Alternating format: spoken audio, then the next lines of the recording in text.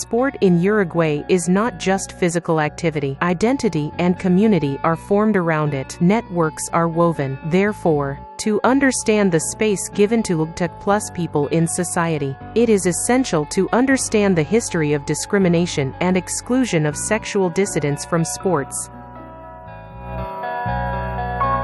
For a long time, Uruguayan sport, particularly soccer, was a place where rigid stereotypes of masculinity were reinforced. Sexual diversity was left out, hidden, or even rejected. The idea that being strong or competitive in sports was the preserve of heterosexuality was part of the popular imagination.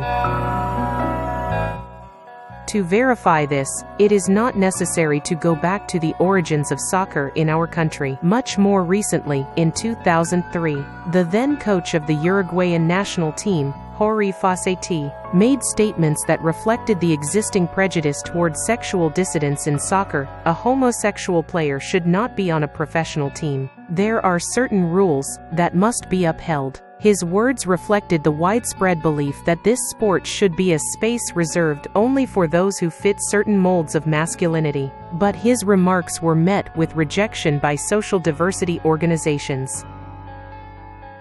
At that time of change, Fossati's words could have been understood as part of the environment. But in the following years, reality would begin to change as social movements for the rights of sexual diversity gained visibility and strength. Thanks to this struggle, Uruguayan sport began to review its practices and discourse. On July 18, 2006, the then-called Uruguayan Celeste gay soccer team held its first training session on the fields of the Poco Sitio Club, across from Centenario Stadium. Since then, they have offered a discrimination-free space for sexually dissidents to participate in sports, from soccer to swimming.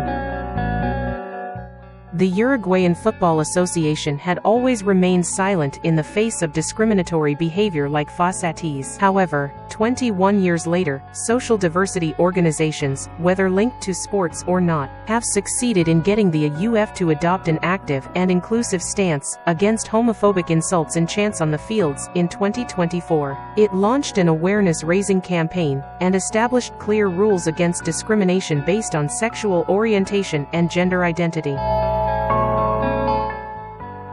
But the fight is and will be tough. Prejudices are deeply rooted, and despite progress, Uruguayan sport is far from being a truly inclusive space. Homophobic and transphobic attitudes still persist, especially in amateur and youth sports. Therefore, it is essential to increase awareness raising and training campaigns to eradicate discrimination, both from the state and from social organizations and private actors linked to sports.